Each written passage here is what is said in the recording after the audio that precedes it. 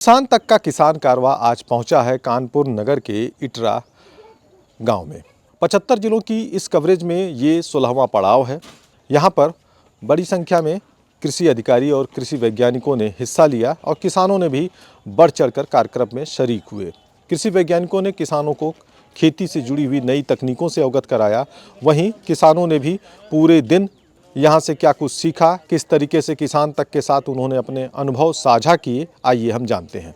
कानपुर नगर में हुए किसान कारवां के इस कार्यक्रम के पहले चरण में पहुंचे कृषि विज्ञान केंद्र औरैया के वैज्ञानिक डॉक्टर IP सिंह, जिन्होंने किसानों को खेती में विविधीकरण अपनाने की सलाह दी। उन्होंने कहा कि केवल एक ही फसल पर निर्भर रहने से जोखिम बढ़ता है, जबकि बहुफसलीय खेती अपनाने से किसानों की आमदनी बढ़ती है और परिवार का पोषण स्तर भी बेहतर होता है। खेती करना आसान नहीं है, क्योंकि भारतवर्ष एक कृषि प्रधान देश है, मुख्य जीविका है, राष्ट्र धर्म है, लेकिन ताजा हालात बयां करने की जरूरत है। खेती आज के परिप्रेक्ष्य में तभी फायदे का सौदा साबित होगा जब खेती को आप विविधीकरण की तरीके से करेंगे, डाइवर्सिफिकेशन कर देंगे, तो खेती फायदे का सौदा साबित होगा, अन्यथा खेती घाटे का सौदा साबित होगा। दूसरे चरण में पहुंचे कृषि विज्ञान केंद्र कानपुर देहात के मृदा वैज्ञानिक डॉक्टर खलील खान, जिन्होंने किसानों को पराली से होने वाले नुकसान के बारे में जानकारी दी। उन्होंने बताया कि पराली जलाने से मिट्टी की उर्वरकता घटती है और लाभकारी सूक्ष्म जीव नष्ट हो जाते हैं। डॉक्टर खान ने किसानों को रोटावेटर, जीरो डिटेल खेती और हरी खाद के इस्तेमाल पर जोर दिया, जिससे कि मिट्टी की सेहत बनी रहती है। राउंड द ईयर, यानी कि साल दर साल अगर हम यही प्रक्रिया अपनाएंगे तो वो हमारी ऊसर और बंजर हो जाएगी। तो इसके लिए हमें क्या करना होगा कि हमें साहब उसी खेत में पलट देना होगा, और इसके लिए जो है डीकंपोजर आता है, उसका आप छिड़काव कर दो, बशर्ते कि खेत में नमी हो, बहुत अच्छे परिणाम आते हैं। अब सवाल ये आता है किसान भाई का कि डॉक्टर साहब आपने कहा कि डीकंपोजर छिड़क दो, लेकिन साहब 8 से 10 दिन वो टाइम लेगा, हमारे पास इतना टाइम नहीं है। बिल्कुल सही बात है। तो साथियों, इसके लिए फिर जरूरी ये है कि इतने अच्छे कृषि यंत्र आ गए हैं, आधुनिक कृषि यंत्र, जैसे सुपर सीडर। आप सुपर सीडर से सीधे बुआई कर दीजिएगा, जो फसल अवशेष खड़ा है खड़ा रहने दीजिएगा, और सुपर सीडर से बुआई करने पर किसान भाई की 7,000 से लेकर के 7,500 रुपया प्रति हेक्टेयर, यानी 5 बीघा में बचत हो। किसान कारवां का ये कार्यक्रम आगे बढ़ा और तीसरे चरण में मंच संभाला इफ्को के रीजनल मैनेजर भास्कर शुक्ला ने, जिन्होंने किसानों को नैनो यूरिया और नैनो DAP के इस्तेमाल की विधि विस्तार से समझाई। उन्होंने बताया कि पारंपरिक यूरिया की तुलना में नैनो यूरिया ज्यादा प्रभावी, किफायती और पर्यावरण के लिए सुरक्षित है। भास्कर शुक्ला ने बताया कि एक बोतल नैनो यूरिया 1 बोरी यूरिया के बराबर काम करती है, जिससे लागत कम होती है और फसल को बेहतर पोषण मिलता है। 15 से 20 दिन के बाद में नैनो यूरिया का दूसरा स्प्रे हम टॉप ड्रेसिंग में करते हैं। इसकी मात्रा जो है 4 ml प्रति लीटर के हिसाब से रखते हैं। उसके नापने के लिए हमारे पास जो इसमें ढकनी लगी होती है 25 ml की होती है। तो अगर आप मान लीजिए 15 लीटर की टंकी में के माध्यम से जो आप पावर स्प्रेयर आता है उससे स्प्रे कर रहे हैं, तो एक टंकी में 2.5 ढक्कन डाल करके फसल के ऊपर स्प्रे करना होता है, और एक बोतल में आपका 1 एकड़ में स्प्रे हो जाएगा, और ये 1 बोरी के बराबर उसी तरीके से काम करेगा। ये कम पैसे का है। जो आपकी यूरिया की बोरी वो 267 रुपए की मिलती है, और नैनो यूरिया की जो बोतल है 225 रुपए की मिलती है। पहली बात तो इसमें जो आपका पैसा बचेगा, खरीदने में ही पैसा बचेगा, आपका कोई आधार लगाना या कोई भीड़ में लाइन में लगने की जरूरत नहीं पड़ेगी। ये से आपकी कम लागत में आप अच्छे से प्रयोग कर पाएंगे। और जैसा ही बताया गया कि जो रासायनिक फर्टिलाइजर है उसका 35 से 40% हमारी फसल उपयोग केवल करती है। जो हम अगर 100 किलो यूरिया खेत में अपने डालते हैं तो उसमें से 35 किलो ही पौधे ले पाते हैं। बाकी का जो यूरिया होता है वो लीचिंग के माध्यम से या तो मिट्टी को प्रदूषित करता है, या जल को प्रदूषित करता है, या हवा में अगर उड़ जाता है तो हवा को प्रदूषित करता है। तो उससे जो होने वाले प्रदूषण है उससे भी हम बचेंगे, क्योंकि ये पत्तियों पे पड़ेगा। ये 99% पौधों को अवशोषित पौधे कर लेते हैं, तो इसका किसी प्रकार का नुकसान नहीं है। चौथे चरण में पशुपालन विभाग के डिप्टी सीवीओ कमलेश कुमार ने किसानों को नंदिनी योजना, गोकुल मिशन और सहभागिता योजना की विस्तार से जानकारी दी। उन्होंने बताया कि इन योजना का उद्देश्य पशुपालन को बढ़ावा देना और किसानों की आय में इजाफा करना है। मुख्यमंत्री जी की एक बहुत पॉपुलर योजना है सहभागिता योजना। सहभागिता योजना को जानते हैं आप लोग? सहभागिता योजना के अंतर्गत नहीं जानकारी। सहभागिता योजना में ऐसा होता है, जो आपके पास पड़ोस गौशालाएं हैं, गौशालाओं से एक किसान भाई 4 गाय ले सकता है। वहां से जाइए, आप 4 गाय ले लीजिए, 50 रुपये पर डे के हिसाब से आपके खाते में डीबीटी के माध्यम से वो पैसा आएगा। तो जो लोग इच्छुक हैं वो आराम से डॉक्टर साहब से संपर्क कर ले, बीडीओ साहब से संपर्क कर ले और गौशाला से जानवर ले सकते हैं और इससे लाभ उठा सकते हैं। एक और हमारी योजना है गोकुल मिशन योजना।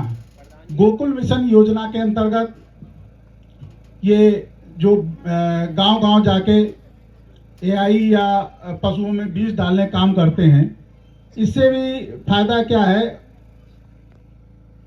नस्ल सुधार में इससे काफी महत्वपूर्ण होता है। अच्छी क्वालिटी का सीमेन होता है। जब आप घर में उसको डलवाएंगे और नेक्स्ट जब बच्चा मिलेगा तो बहुत ही अच्छी क्वालिटी मिलेगा।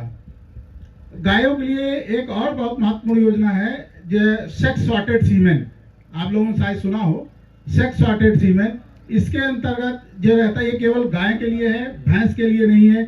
इसमें क्या है, बछिया होने के चांसेस मैक्सिमम % रहते हैं। अच्छी क्वालिटी बछिया आपको पैदा होगी। बछड़े इसमें नहीं होते हैं, मतलब 5% है कि बछड़े हो, 95% जो है वो बछिया ही पैदा होगी। 5वें चरण में इफ्को एमसी प्रयागराज डिवीजन के senior territory business manager Arvind Kumar Dwivedi ने कंपनी की उपलब्धियां और किसानों को मिल रही सुविधाओं की जानकारी दी। उन्होंने बताया कि साल 2015 में इफ्को एमसी की शुरुआत हुई थी और आज कंपनी के पास 85 से ज्यादा उत्पाद मौजूद हैं। Pre emergence, post emergence. तो खरपतवार में गेहूं में 2 प्रकार की समस्या आती है। एक तो सबसे ज्यादा खरपतवार में सकरी पत्ती और दूसरा चौड़ी पत्ती। तो सकरी पत्ती के लिए हमारे पास गेहूं का मामा या मंडूसी बोलते हैं, अलग अलग जगह में अलग अलग बोलते हैं।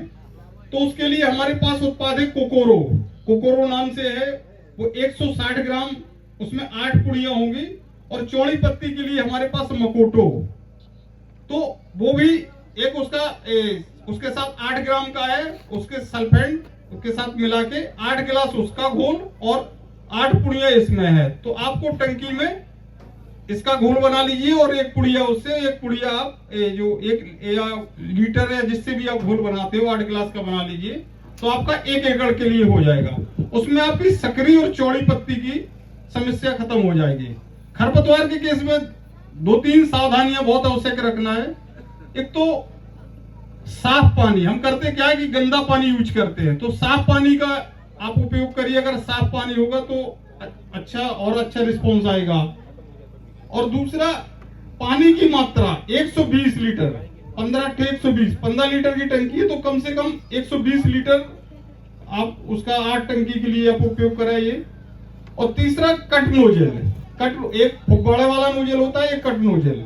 क्योंकि खरपतवार के केस में अगर कहीं भी छूट जाता तो देखता है कि इधर का खरपतवार नहीं गया है, तो आप कट नोजल से स्प्रे करोगे। क्योंकि फुब्बारे वाला वो पड़ता है, कट नोजल में पूरे पौधे पूरी पत्तियों में पड़ता है, तो आप कट नोजल का स्प्रे करोगे।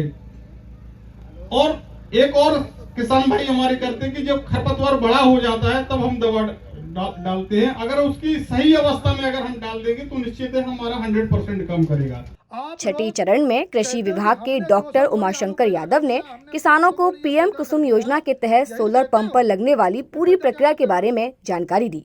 उन्होंने बताया कि इस योजना से किसानों को सस्ती और स्थायी सिंचाई सुविधा मिलती है, जिससे बिजली और डीजल पर निर्भरता कम होती है। उन्होंने किसानों से सरकारी योजनाओं का ज्यादा से ज्यादा लाभ उठाने की अपील भी की। जब सब कुछ इस दुनिया में है, सब कुछ दुनिया में है, किसी कुछ बना ही नहीं पाए, ना मक्का बना पाए, ना गेहूं धान, सब कौन बनाने हैं? वो वैज्ञानिक कौन है?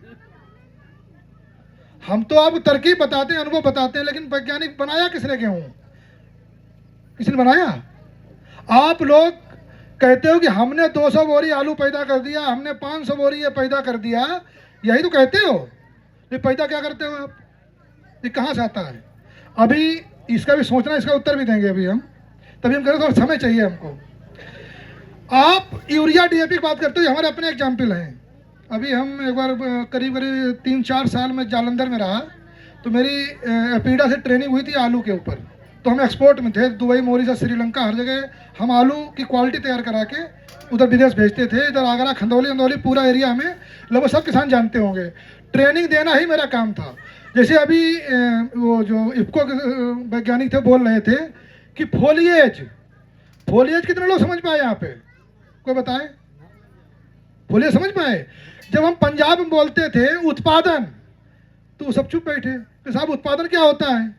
तो हमने पहले पूछा, लोग हमें बताओ, वही बोला करें। उन्होंने झाड़ बोलो यहाँ पे, उत्पादन को यहाँ पर जब झाड़ कहोगे तब जान पाएंगे किसान की आप उत्पादन बात कर रहे हो। अदरवाइज उन्हें पता नहीं क्या है। फोलिएज माने जो पत्तियां बहुत सारी होती हैं, पत्तियां जो होती हैं, जो उसकी आप जो पौधा देखते हो, पौधा जितनी चौड़ी पत्ती होंगी, जितना ज़्यादा मतलब झाड़ी टाइप, यहाँ झाड़ी बोलते हैं, वैसा होगा, उसको हम अंग्रेजी में कहते हैं फोलिएज। 7वें चरण में मंच को संभाला कृषि विज्ञान केंद्र कानपुर देहात की वैज्ञानिक डॉक्टर निमिषा अवस्थी ने। उन्होंने मिट्टी की बिगड़ती सेहत पर चिंता जाहिर की। उन्होंने बताया कि ज्यादा रासायनिक खाद और कीटनाशकों के इस्तेमाल से मिट्टी का तापमान लगातार बढ़ रहा है, लेकिन उसकी उर्वरता लगातार घट रही है। डॉक्टर अवस्थी ने किसानों से अपील की कि वे फसल अवशेष जलाने की बजाय सड़ाने की प्रक्रिया अपनाएं, जिससे मिट्टी में जैविक पदार्थ और जीवांश बढ़े। फोरकास्ट है कि 50 सालों में 7 डिग्री औसत तापमान बढ़ेगा। 4 डिग्री 2025 तक बढ़ चुका है। गेहूं का उत्पादन, जितना आप यूरिया डीएपी डालते हैं ना, उससे भूमियों के तापमान बढ़ते हैं। यूरिया डीएपी, इंसेक्टिसाइड, पेस्टिसाइड, और रहा बचा जो आप धान फूंक देते हैं। आपने सबसे आसान हुआ कि काटा ऊपर से और बाद में माचिस लगा दी। जब भूमि का तापमान 0 डिग्री बढ़ेगा, आप सब लोग पढ़े लिखे लोग हैं, शहर के पास के हैं, तापमान 0 डिग्री में, जब 0 डिग्री तापमान बढ़ेगा तो गेहूं का उत्पादन 40 लाख क्विंटल कम हो जाएगा।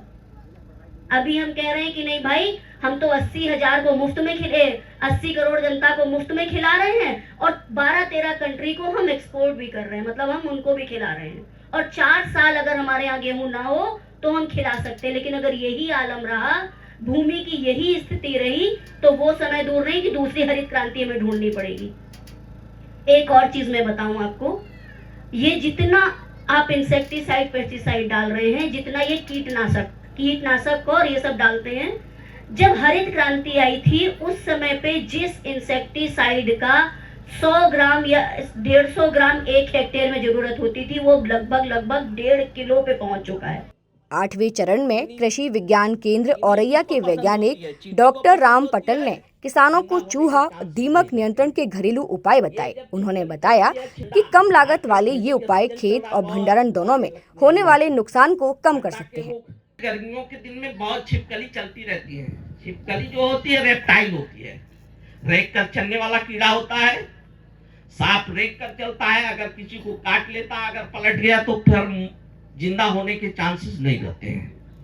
ये जब छिपकली चलती है, छिपकली के देखते हैं, कभी सफेद होती है, कभी काली हो जाती है। उसका जो कलर होता है, जो चमड़ा होता है ना, उसी में विष होता है, वो काटती नहीं है। कभी कभी आप सुने होंगे कि फलाने के यहाँ चाय बन रही थी, दाल बन रही थी, उसमें छिपकली के, और वो लोगों ने खाया, उनका परिवार साफ हो गया। सही बात है। उसमें इतना हार्ड इनाइटिन नामक वो पदार्थ पाया जाता है कि जो मरने के काबिल होता है। आप देखें अंडा, आजकल ठंडी का सीजन चल रहा है, बहुत दुकानें लगती हैं अंडा की। अंडा के वो माल खा लो, अंडा वाला खोल ले लो, केवल सफेद वाला। आप 2-4 जगह अपने ऐसे बिल्डिंग में 2-4 जगह किचन में धो धा के उसको ठीक से चिपका दीजिए, केवल खोल को चिपका दीजिए, सफेद खोल को चिपका दीजिए, आपके घर से छिपकली दूर हो जाएगी, कभी भी नहीं आएगी। करके देख लेना और बताना भी।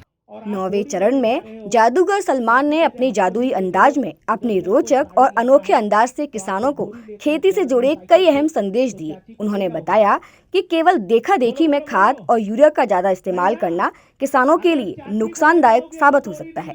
चाचा जी, मैं आपसे पूछना चाहता हूँ, आप जब बोरी लेने जाते हो यूरिया की, और चाची कहते हैं हमको भी लिए चलो। चौराहे पर बोरी मिलती है या सोसाइटी पर, चौराहे पर कहीं बोरी मिल रही है आपकी और आप बोरी लेने जा रहे हो, चाची कहते हमको भी लिए चलो, उधर से हमको साड़ी लाना है। तो आप जब बोरी लेकर जा रहे हो साइकिल से तो चाची को ले जाओगे?